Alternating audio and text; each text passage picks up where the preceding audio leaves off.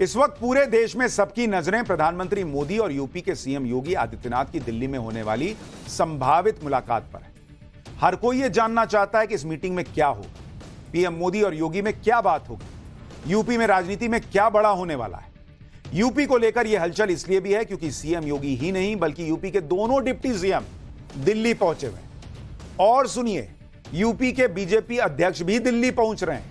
यानी यूपी सरकार के साथ ही यूपी बीजेपी के संगठन से जुड़े दिग्गज नेता दिल्ली में होंगे और इसी वजह से इंडी गठबंधन यह माहौल बना रहा है कि यूपी में खींचतान की लड़ाई दिल्ली पहुंच गई है। दिल्ली में कुछ बड़ा होने वाला है। इंडी गठबंधन यह माहौल इसलिए भी बना रहा है क्योंकि सीएम योगी की कुछ बैठकों में दोनों डिप्टी सीएम नहीं दिखे या नहीं पहुंचे। लेकिन इंडी गठबंधन के इस नैरेटिव की खुद केशव प्रसाद मौर्य ने कैसे हवा निकाल दी, इसके बारे में आज आपको विस्तार से बताऊंगा। लेकिन पहले यह देख लीजिए कि दिल्ली में योगी आदित्यनाथ का प्लान क्या है, वो आए क्यों हैं, क्या खबरें हैं। कल सीएम योगी नीति आयोग की बैठक में हिस्सा लेंगे। सूत्रों के मुताबिक इस बैठक के बाद सीएम योगी आदित्यनाथ सीधे बीजेपी मुख्यालय पहुंचेंगे, जहां बीजेपी शासित राज्यों की मीटिंग है। योगी आदित्यनाथ प्रधानमंत्री मोदी से भी मुलाकात कर सकते हैं। इसके अलावा योगी आदित्यनाथ केंद्रीय गृह मंत्री अमित शाह, बीजेपी के राष्ट्रीय अध्यक्ष जेपी नड्डा के साथ भी अलग अलग मुलाकात कर सकते हैं। अब योगी आदित्यनाथ के दिल्ली में प्रधानमंत्री मोदी के साथ होने वाली बैठक का एजेंडा भी जान लीजिए। सूत्रों के मुताबिक पीएम मोदी से मुलाकात के दौरान सीएम योगी लोकसभा चुनाव के नतीजों की समीक्षा पर रिपोर्ट पेश कर सकते हैं। यूपी में 10 विधानसभा सीटों पर होने वाले उपचुनाव की रणनीति पर चर्चा होगी। इसके साथ ही 2027 के विधानसभा चुनाव को लेकर भी मेगा प्लान तैयार हो सकता है, इस पर भी चर्चा हो सकती है। योगी आदित्यनाथ ने काफी होमवर्क के बाद दिल्ली माना जा रहा है कि योगी आदित्यनाथ काफी होमवर्क के बाद दिल्ली पहुंचे। उन्होंने पिछले कुछ दिनों में यूपी के हर कोने से फीडबैक जुटाया।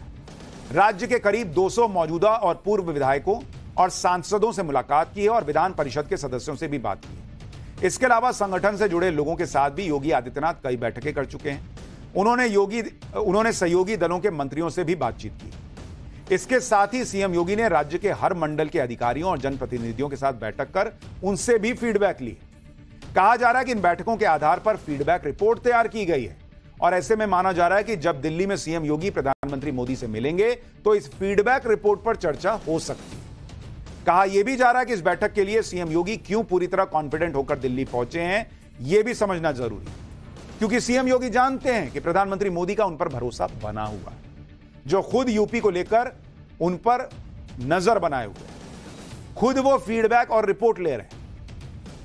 आज एक बार फिर योगी आदित्यनाथ के दिल्ली पहुंचने से पहले यूपी बीजेपी के अध्यक्ष भूपेंद्र चौधरी ने साफ कर दिया कि यूपी में सीएम बदलने का कोई चांस नहीं है। भूपेंद्र चौधरी को सुनिए, फिर आपको बताऊंगा अखिलेश यादव ने आज भी किस तरह योगी सरकार को लेकर घेरने का प्रयास किया उन्हें। जैसा मैंने कहा कि हम लोग एक राजनीतिक दल के नाते, लोकतांत्रिक राजनीतिक दल के नाते आपस में बातचीत कर रहे हैं और पूरी तैयारी के साथ आगे लोकसभा विधानसभा के उपचुनाव में जाएंगे। मुझे विश्वास है कि उत्तर प्रदेश की जनता का विश्वास हम लोग। सीएम बदलने की चर्चाएं चल रही है, उसको लेकर नहीं, ऐसा कुछ नहीं। लेकिन इंडी गठबंधन अब भी यह भ्रम फैलाने में जुटा है कि यूपी और दिल्ली के बीच सब कुछ ठीक नहीं है। यह ठीक वैसे ही नैरेटिव है जैसे इंडी गठबंधन मोदी सरकार के लिए कहता है कि सरकार तो बस अब गिरने वाली है।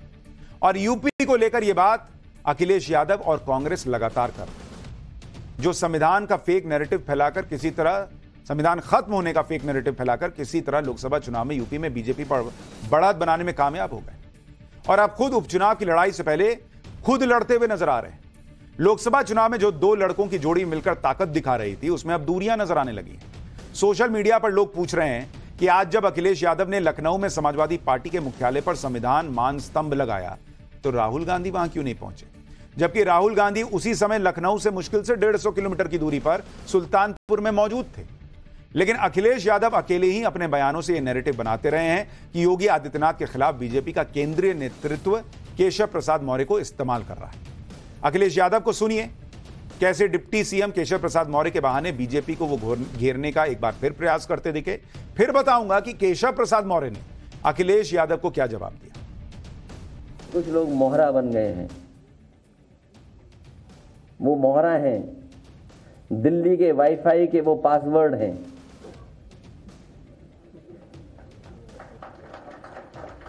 ये नई तरह की टेक्नोलॉजी, तो टेक्नोलॉजी के हिसाब से बोलना पड़ रहा है। आप समझ गए हो कौन मोहरा है? सुनने में आया कि मौर्य जी मोहरा हैं, दिल्ली के वाईफाई के पासवर्ड हैं। अगर दिल्ली वाले किसी से मिलते हैं तो लखनऊ वाले भी मिल रहे हैं किसी से। अखिलेश के बयान पर पलटवार करने में केशव प्रसाद मौर्य ने देर नहीं लगाई। केशव प्रसाद मौर्य ने ट्वीट किया कि कांग्रेस का मोहरा बन चुके सपा बहादुर श्री अखिलेश यादव जी भाजपा को लेकर गलतफहमी पालने, अति पिछड़ों को निशाना बनाने, अपमान करने की जगह सपा को समाप्त होने से बचाने पर ध्यान दें। भाजपा 2027 में 2017 दोहराएगी। कमल खिला है, खिलेगा, खिलता रहेगा। सुनिए दिल्ली पहुंचने पर केशव प्रसाद मौर्य ने अखिलेश यादव पर क्या कहा। अखिलेश यादव जी पिछड़ों के, दलितों के सदा विरोधी रहे हैं और वह स्वयं कांग्रेस पार्टी की मोहरा है। अब जब केशव प्रसाद मौर्य ने अखिलेश यादव का नैरेटिव सेट होने से पहले ही उस पर पानी फेर दिया तो अखिलेश यादव खुद को समाजवादी मोहरा बताने लगे। अखिलेश यादव को सुनिए। हम समाजवादी मोहरे हैं, हम लोग गरीबों के मोहरे हैं। अखिलेश यादव का क्या एजेंडा है ये तो समझ आ रहा है, लेकिन इस मामले में कांग्रेस जिस तरह एक्टिव दिख रही है उससे अखिलेश यादव की टेंशन बढ़ सकती है। कांग्रेस नेता रणदीप सुरजेवाला ने भी डिप्टी सीएम केशव प्रसाद मौर्य के बहाने यूपी में बीजेपी के बीच बुलडोजर वॉर छिड़ने की बात कर दी। रणदीप सुरजेवाला को भी सुनिए।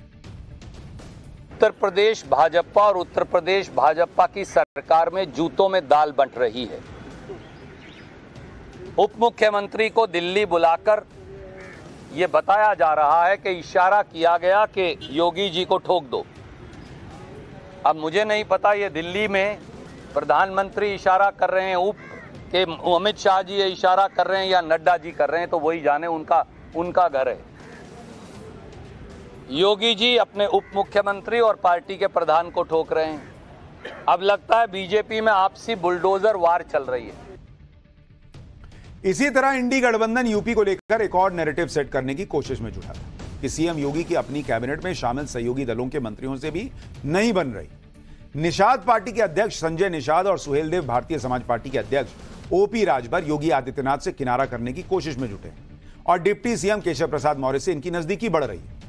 लेकिन आज सीएम योगी के दिल्ली रवाना होने से पहले निषाद पार्टी के अध्यक्ष संजय निषाद उनसे मिलने सीएम आवास पहुंचे और मुलाकात के बाद संजय निषाद ने सीएम योगी को अपना अभिभावक और मार्गदर्शक बता दिया। सुनिए संजय निषाद को। मुख्यमंत्री जी अभिभावक हैं, क्या अभिभावक और मार्गदर्शक से मिलना क्या उसके लिए अलग अलग लोगों के नजरिए हैं और जो विपक्ष है वो अपने उसी विपक्ष के नजरिए से देखकर लोगों को माइलेज लेना चाहता है। हम लोग मार्गदर्शक के पास जाकर उनसे मार्गदर्शन देते हैं। इसी तरह ओपी राजभर ने भी योगी आदित्यनाथ को लेकर चल रही चर्चा को विपक्ष की कोरी कल्पना बता दी और कह दिया कि योगी सरकार को लेकर जो भी अटकलें लगाने की कोशिश की जा रही हैं वो बेबुनियाद हैं, यूपी में ऑल इज वेल है। ओपी राजभर का बयान भी सुनिए। योगी आदित्यनाथ जी को कुर्सी से उतारने के लिए पिछली सरकार में भी रोज हर हफ्ते एक सगुफा छूटता था, लेकिन 5 साल वो रहे, सारे सगुफे सबके फेल, फिर वही सगुफा चालू है। कल हट जाएंगे, 2 गुट हो गया, दिल्ली वाले हटा रहे हैं, लखनऊ वाले भी कर रहे हैं, वो कर रहे हैं, कहीं कुछ नहीं है। तो ये सब अटकलें जो लगाई जा रही हैं निराधार है, ऐसा कोई बात नहीं है। आपको कहीं से भी नहीं लगता? कहीं कुछ नहीं है, ऑल इज वेल। यानी दिल्ली में नीतीश कुमार के लोग कह रहे हैं कि फेविकॉल का जोड़ है, यूपी में योगी जी के सहयोगी कह रहे हैं ऑल इज वेल, लेकिन इंडी गठबंधन पिन मार के पूरा प्रयास कर रहा है कि कहीं से तो छेद हो, कहीं से तो हवा निकले। इसी तरह इंडी गठबंधन एक और भ्रम फैला रहा है कि सीएम योगी के उस आदेश से बीजेपी विधायक नाराज हैं जिसमें सीएम योगी ने अधिकारियों की सबूतों के साथ शिकायत करने की बात कही है। लेकिन इंडी गठबंधन की तरफ से फैलाए जा रहे इस भ्रम को खुद लोनी से बीजेपी विधायक नंद किशोर गुर्जर ने एक्सपोज कर दिया। उन्होंने समाजवादी पार्टी को निशाने पर लेते हुए बताया कि क्यों सीएम योगी ने अधिकारियों की शिकायत सबूत के साथ देने की बात कही। सुनिए बीजेपी विधायक। ये बात सही है कि जो समाजवादी पार्टी के एजेंट थे, जो मलाईदार पदों पर रहे, जो अधिकारी सपा के टाइम में जिन्होंने लूट मचाई थी, वो अधिकारी इस सरकार में जीरो टॉलरेंस की सरकार है, तो भ्रष्टाचार ना होने से परेशान होकर के उन लोगों ने चुनाव को हराने के लिए पूरा षड्यंत्र किया। वो पूरी रिपोर्ट भी माननीय मुख्यमंत्री जी के पास है। तो जो भविष्य में अधिकारी, मान लिया जिस तरह की बातें आ रही हैं कि उनके खिलाफ कार्रवाई होगी या सबूत की बात आ रही है, उन चीजों पे भी कहीं ना कहीं सबूत इसलिए मुझे लगता है मांगा गया होगा कि जिससे कि ऐसे लोगों को जेल भेजा जा सके या नौकरी से हटाया जा सके या उनको बर्खास्त सस्पेंड किया जा सके। खैर, ये तो चलता रहेगा। यूपी को लेकर माहौल बनाया जा रहा है, लेकिन योगी आदित्यनाथ दिल्ली पहुंच चुके हैं और यहां उनकी मुलाकात पीएम से होगी, क्या होगा नहीं होगा, इस पर एक एक अपडेट आपको पाठशाला में देते रहेंगे।